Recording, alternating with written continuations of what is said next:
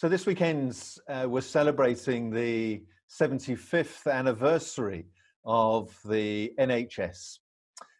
And during this period of the pandemic and the lockdown, we've been trying to find different ways of expressing our gratitude to NHS staff. And so I felt it appropriate that as part of my weekly message this week, I should interview someone who is working with the NHS as a GP in this particular case. And so I'm delighted that Mayo Jolaoso is joining me today for this interview. And thank you so much, Mayo, for being willing to join me today. Can I just ask that you just tell us a little bit about yourself, first of all, and then just maybe something about how you've been coping during this period of lockdown? My name is Mayo. My full name is Mayo, but people call me Mayo. Yeah, I'm a doctor. I work in general practice. I live in Leicester, although I work out of Leicester. And I'm a member of Hope Hamilton Church in Leicester. Now, lockdown for me has been all sorts of emotions, I would say. I think generally I started from outright denial, thinking, oh, this isn't real. And from there, I sort of went on to fear. I was actually quite scared, especially knowing how it affected people working in the NHS generally. I think that actually got to me at some point thinking, okay, this is real now. And after that, I think we all just got used to it and sort of accepted it. And now it's sort of new normal for us, especially working in general practice. Well, thank you for your honesty in sharing your different emotions in this, because I can absolutely appreciate it's been yes, a difficult time in all sorts of ways.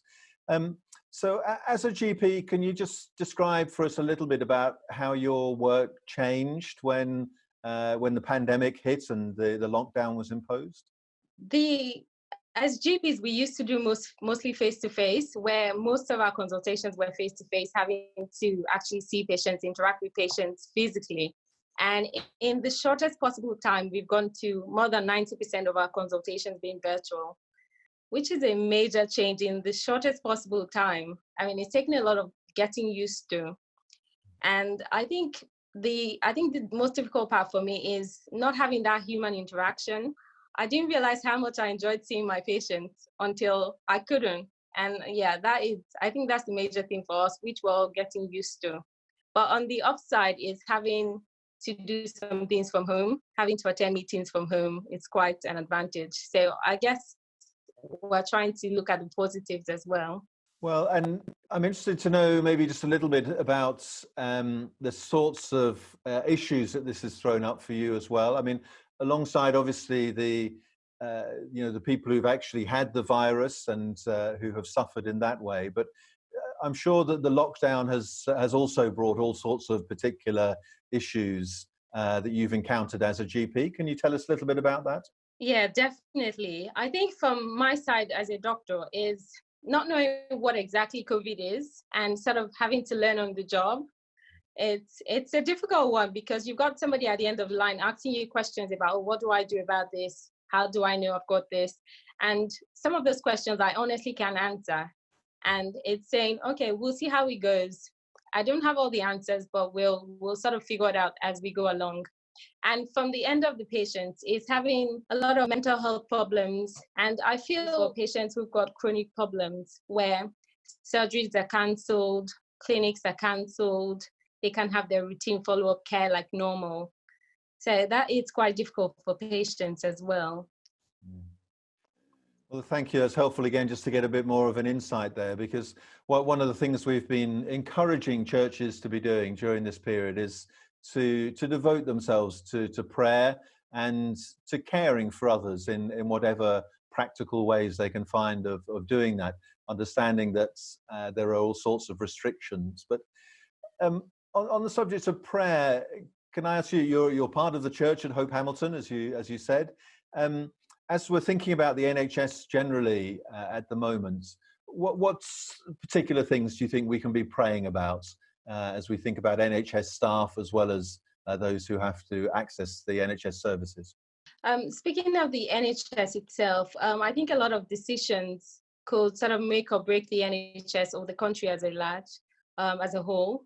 And I think praying for wisdom for policymakers, decision makers, is quite important at this time. Now, not necessarily relating to Leicester, but the country as a whole. The other thing is strength for the NHS staff. I think at some point, some of us are burnt out where, I mean, we didn't think this was going to go on for as long as it's gone on. And we're just tired, really, in which is the truth, where people think, oh, well, this has gone on for so long now, or I'm tired of wearing PPE. I just need to go back to normal. So asking for strength for staff and members of the NHS, I think will be a good one.